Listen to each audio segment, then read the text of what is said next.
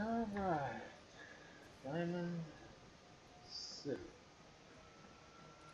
Hey, Why kiddo. did I just take How that are out? paper sales? Well, the presses are getting overloaded. That motor is going to go soon if we don't replace it. You've been saying that for weeks and the old girl still keeps cranking.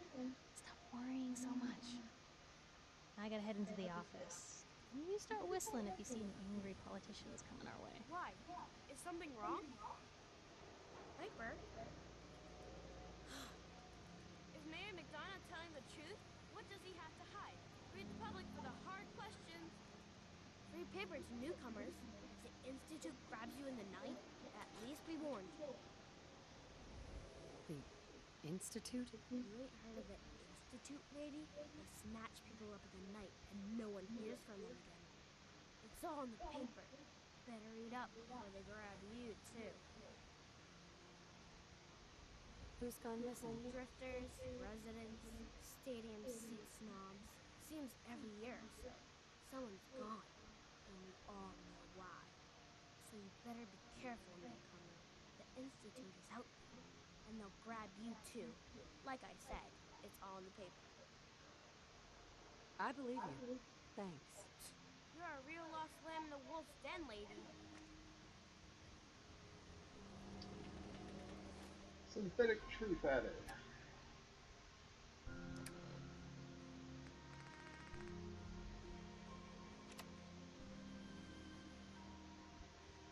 Public Occurrences, October 2287. Synthetic Truth by Pepperoni. Noodles.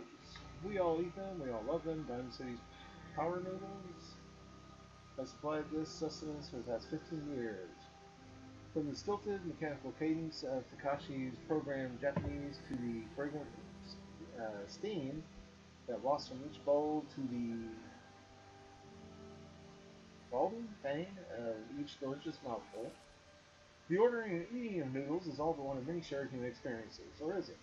I was struck by this very question as I sat at the counter of Power Noodles last Monday night, just after 5 p.m., enjoying a dinner I had so many times before. That's when I noticed our very own Mayor McDonald's sidle up to a stool and engage in the very same ritual. Right hand extending, mouth opening, teeth chewing. Yes, eating noodles, the shared experience of almost every Diamond City resident. So it must have also seemed to the residents of Diamond City nearly 60 years ago, on a uncharacteristically warm May evening in 2229, as they sat around the very same counter. But that was before the days of Takashi, his noodles, when the bar served not noodles but ice cold Nuka-Cola, frothy beers, and stiff shots of whiskey. The barman's name was Henry. That night he facilitated the shared human experiences of drinking, smoking, talking, and laughing. That is, until tragedy struck. There are many among us who are even old enough to remember that evening, although some of the city Gould residents certainly would have, had they not been forcibly removed, thanks to Mayor McDonald's anti-Gould decree of 2282. There is one person among us who does remember distinctly the events that evening, respected matriarch Eustace Hawthorne, who recounted her story in a Public Occurrences exclusive interview.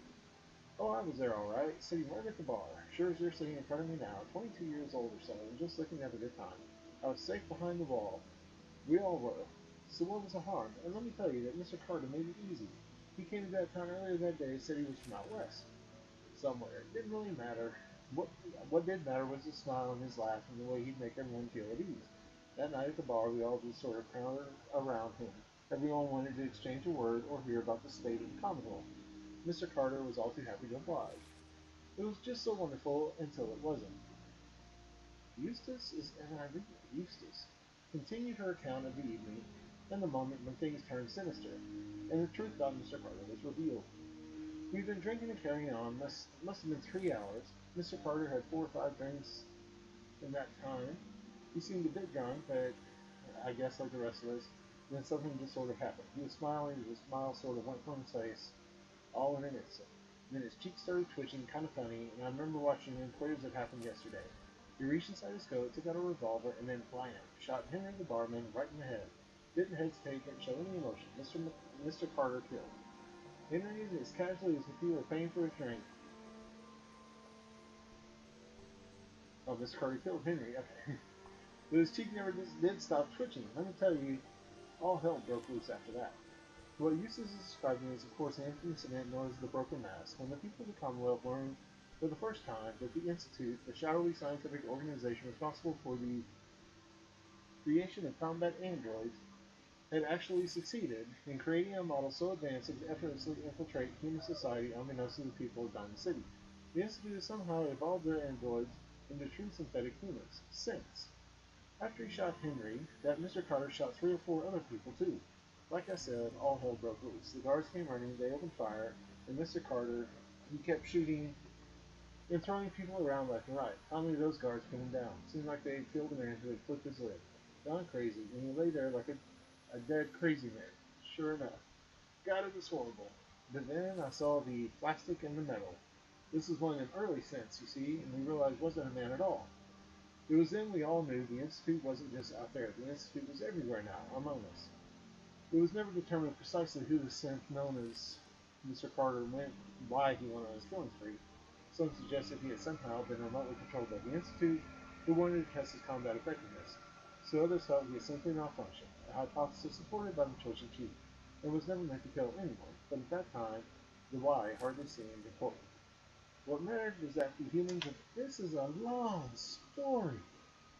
What mattered was the humans of the Commonwealth being truly infiltrated by an organization whose intentions and motives were, and still are, a complete mystery, using a model of synth even less advanced than the ones that institute in service today. Which brings us to noodles, specifically the noodles consumed by Mary McDonald last Wednesday night. In the same spot, Miss Carter the synth went haywire, mercilessly killed several people after spending hours sharing the experience that people in Diamond City assumed to deserve for members of the human race. They were wrong. Are we?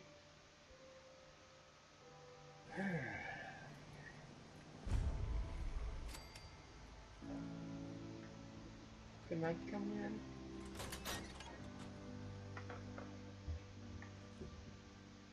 Glad you got by.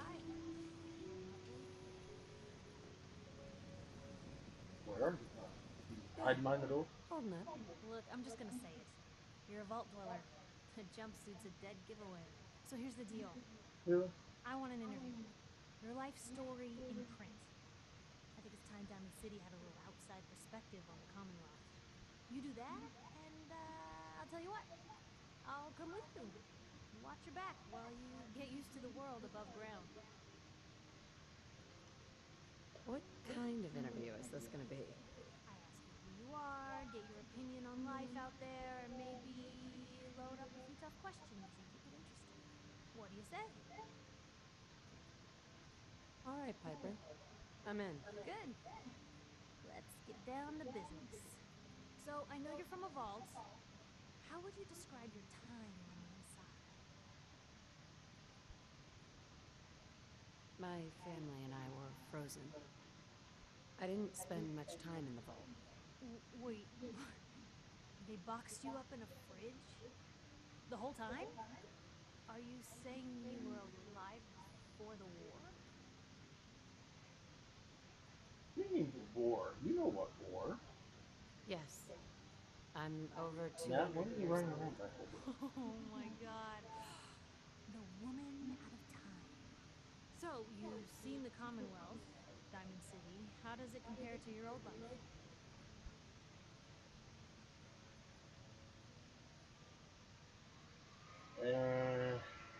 Can you even compare the two? The world out here? It's not even close to the one I left. Feeling a little homesick, are we? Can't say I blame you. Now, I already know you're looking for your son, Sean. Do you suspect the Institute was involved in his kidnapping? The Institute? Who are they? That, Blue, is the biggest mystery in the Commonwealth. No one really knows who or where they are, but their handiwork is all over. Synths. Synthetic people. Sent from their hidden labs to do the Institute's dirty work. Sometimes they even replace a person with a synth double. A little covert agent no one would ever suspect. Now, not everything that goes wrong has the Institute behind it, but there's always a chance. That's why I'm asking. They make synthetic people? That's right. There are two major kinds you have to watch out for. The first is an obvious fake. Skin looks like plastic, skeleton might even be showing. You see groups of them scouring the Commonwealth, killing people and scavenging what's left. I reported on University Point a while back. Whole town got cleaned out. The second type of synth is the real deal. With skin, blood, warm smiles, and guilty glances, just like a good old-fashioned human. So, do you think they could be involved? The Institute, or one of their agents?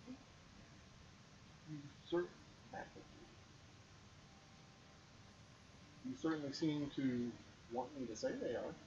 I don't know. No one ever does. That's what makes them so scary. For the last part of our interview, I'd like to do something different. I want you to make a statement to Diamond City directly. The threat of kidnapping is all but ignored in the Commonwealth.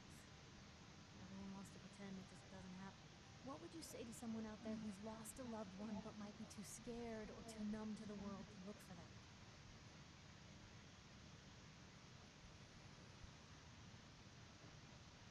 Wait, people just ignore kidnappings out here? Yeah, well, you haven't noticed? You grow up in the Commonwealth and eventually someone is gonna get taken. Maybe not someone you know, but someone. And people just say, well, could have been worse. Could have been killed by raider attacks, or super mutants, or feral ghouls. You just give up. So I want my readers to hear what keeps you going. Maybe they'll find a little inspiration. Now, what would you like to say?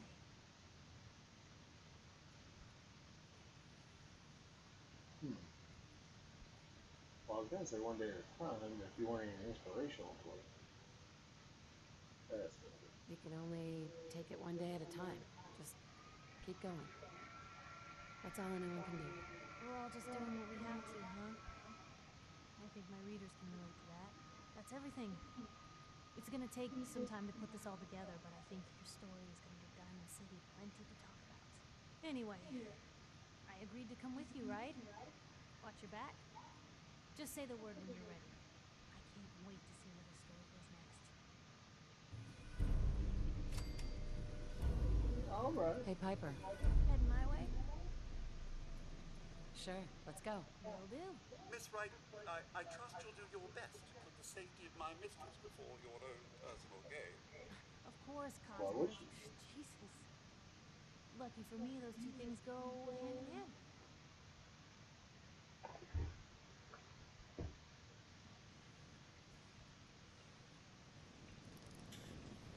All right.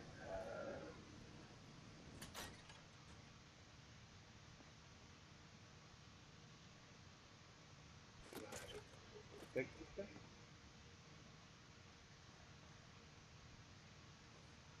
That's a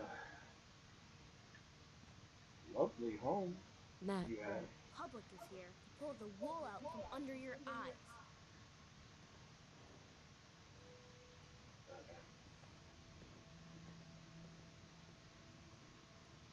I read that. Don't take us the wrong way. She a little ooh. Gimme. Never thought a reporter could consider themselves a success until someone threatened their You life. won't believe what's in the next issue. I'm Just very you wait.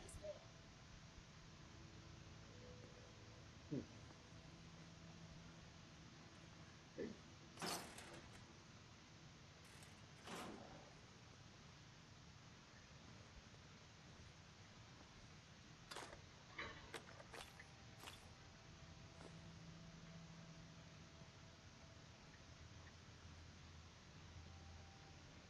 You can steal all my stuff. You can do whatever you want. Just don't cheat and not dare. Well, I didn't know there was a door up there.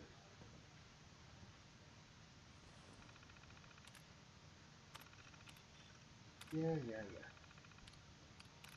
Reader complaint. Honor the wall. In the most recent edition, paper failed to acknowledge in any way the contribution of the mighty wall to the defense of our town against less than significant attacks. I find this extremely offensive and will not be purchasing another copy until such disrespect is corrected. Published response. We honor the efforts of all those involved in the defense of our great city. Here are our regards to the mighty wall. Personal response. Dear Whackjob, 2 members of Diamond City Security died defending this town. Where was your 100 pilot for them?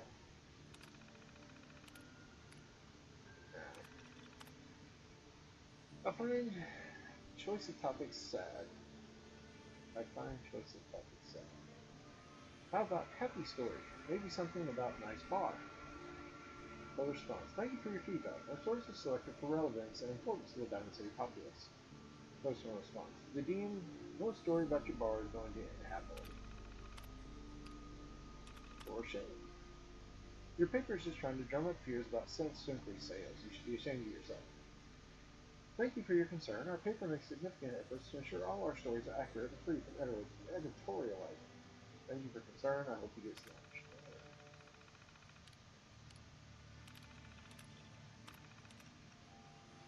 Dear Public, I'm torn between two loves. On one hand, I have my profession. Every moment I spend with the young up-and-comers for whom my work brings such joy. On the other hand, I have my coworker, wise, patient, debonair. Many suggest I am not lively enough for him, but I can picture life with no other. I long to express my feeling for him, but my life is my work. Trying to add a relationship would simply shortchange everyone. I must choose Public, but who? Errol Moore? Dear Bear. Oh, okay. I get it. Looks like a Dear Abby or something. Love is rare. Two, doubly so. Make it work. Pair, you work in the same building for shuck's sake. Troubles. Me and my little girl have been on our own for a long time now. She's the most important thing in my life, but lately it seems she's not as interested in hanging out with her papa. I understand she's got to grow up someday, but I'm not ready to let her go. What I do to make sure I don't lose my little girl. Your troubles? Your girl's becoming her own person, let her make decisions, screw her out, maybe those semester caps her way so she can take her friends out for noodles more often. Then when she's ready, she'll come to you. Desperate Diamond City. I've been living in Diamond City for years now. Never been able to land a girlfriend. I wear nice clothes, getting free drinks. They just seem to think I'm some sort of creep. My boss says I got a face only a mother could love. I think he's right. I feel like I'm out of options. Public, should I take the plunge and change my face? Ever tried talking to these girls? You should give it a go. No more trying to buy your way to affection. You need to earn it. Sleepwalking. I got this job, pays the bills, but lately it's making it so I can't sleep at night. Things have been so tense. I'm getting married. I'm getting worried that if something doesn't change, I might slip up and get myself or someone else hurt. Any advice? Dear Beat. Sounds like you need to relax more. I know after a hard day solving other people's problems, I could grab a Cola, fill out a stack of comics, and read while I pass out. Give it a try. No one understands. I can be his friend. Everyone in this town is either jealous of me or afraid of me because of how I look and who I work for. I'm not willing to compromise with him just so people will like me more. They just get so lonely. Seem like a smart gal. Public. Any chance you want to grab a drink sometime? Want to pick a rain check on the drink, but your instincts are good. New friends pop up in the most unlikely places you need to search for them. Okay.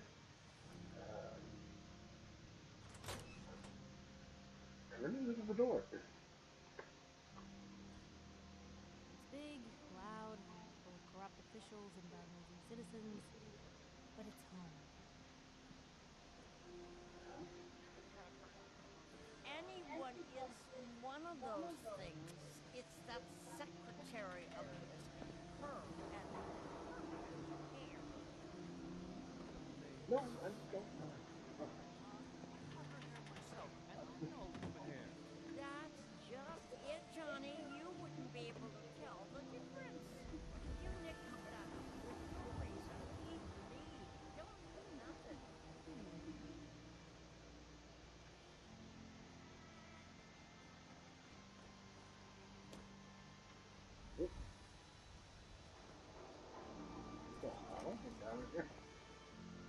Okay. Everything.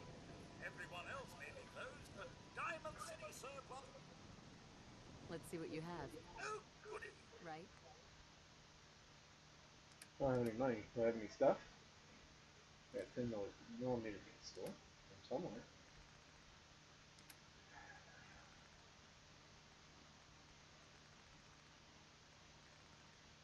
I thought about selling this. It's only 17 value, but it gives 650 health.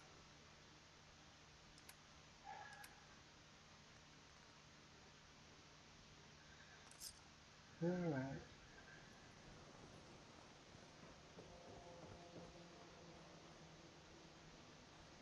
Plate requires key.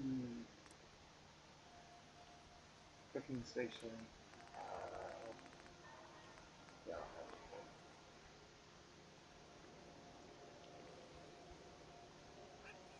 I'll tell you what, my girl could desperately use a cheeseburger or something. Good to be healthy. Man. Do yourself a favor and just say yes. It's all he understands. Yes? Noodles.